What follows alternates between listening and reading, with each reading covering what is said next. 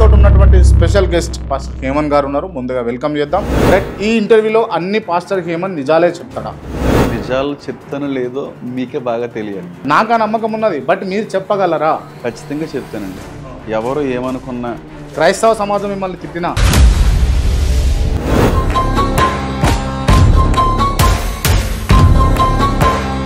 ప్రవీణ్ పగడాలది హత్య యాక్సిడెంట్,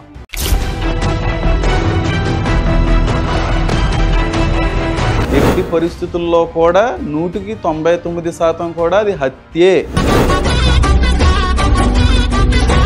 క్రైస్తవ సమాజం మొత్తం కూడా హత్యగా భావిస్తుంది. ఇది నిజమేనా? హత్యగా భావించడంలో వాళ్ళకున్న అనుమానాలు అలా ఉన్నాయండి. అక్కడ ఉన్న సినారియో అలా ఉంది.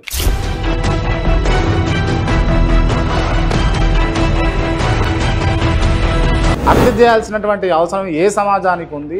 క్రైస్తవ సమాజం ఉద్దేశపూర్వకంగా చేస్తున్నటువంటి వ్యక్తులే చేసిండ్రా? సార్, ఎవరు చేశారు అనేటువంటిది ప్రవీణ్ గారికి, దేవునికి తప్ప ఎవరికీ తెలియదండి.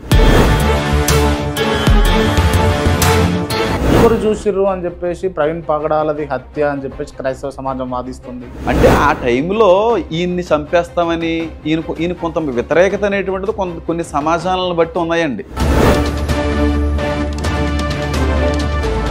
ప్రవీణ్ పగడాల మరణాన్ని క్లియర్గా క్రైస్తవులు వాడుకుంటారు అని అన్నాను. నిజమేనా? ఆయన యొక్క మరణాన్ని బట్టి పాపులారిటీ సంపాదించుకోవడానికి, సబ్స్క్రైబర్స్ని సంపాదించుకోవడానికి ప్రయత్నించినటువంటి వ్యక్తులు కూడా ఉన్నారు. ఇంత చీప్గా నేను అలా వ్యక్తిగతంగా నేను దూషించకూడదండి, కానీ ప్రవీణ్ పగడాల గారి మరణం తర్వాత బహుశా ఒక రోజు 2 రోజుల గ్యాప్లా మీరు ఒక స్టేటస్ పెట్టారు వాట్సాప్లో, గొర్రెల మందలోకి చేరినటువంటి తోడేలు అని చెప్పి బోల్డ్ పెట్టాను సార్. అలాగే నాకు అది బాగా నోటీస్లో ఉంది. ఎవరు ఆ తోడేలు? ఎవరు? పాస్టర్లో తోడేళ్ళు ఉంటారని యేసుక్రీస్తు ప్రభు వారి గారే చెప్పారు కనుక పాస్టర్లు అందరూ శుద్ధపోసులు. తోడేలుగా ఉన్నటువంటి పాస్టర్లు ఎవరు? తోడేళ్ళుగా ఉన్నటువంటి పాస్టర్లు ఎవరు అనేటువంటిది సమయం వచ్చినప్పుడు బయటపడతారు సార్. పాస్టర్ ఎగ్జాంపుల్గా తీసుకొని హిందూ గ్రంథాలని లేకపోతే ఇటు ఖురాన్ను తీసుకొని ఎందుకు ఎక్స్ప్లెనేషన్ చేసి కంపారిజన్ చేస్తూ మాట్లాడుతున్నారు? అదే కదండి వచ్చిన సమస్య. అంటే ఇది క్రైస్తవులు తప్పే ఈ విషయంలో. క్రైస్తవులు తప్పు అని అనట్లేదండి. క్రైస్తవుల్లో కొంతమంది చేసేటువంటి ఆ పనుల వల్ల. అసలు శాంతి మతం అంటే ఏంటిది? శాంతి మతం అంటే ఓర్పు, సహనము, నిగ్రహము, దీర్ఘశాంతము, ప్రేమ. పాస్టర్లు తాగుతారా? అందరూ ఒకలా ఉంటారండి క్రాంతి గారు. కొంతమంది బయటకు ఒకలా లోపలికి ఒకలా ఉంటారు కదా. పాస్టర్లోనే కదా, మనుషులు అందరూ అలాగే ఉంటారు. పాస్టర్లలోనే చెప్పండి. పాస్టర్లో మంచోళ్ళు ఉన్నారు, చెడ్డోళ్ళు ఉన్నారండి. నిజమైన సేవకులు ఉన్నారు, దొంగ సేవకులు ఉన్నారు.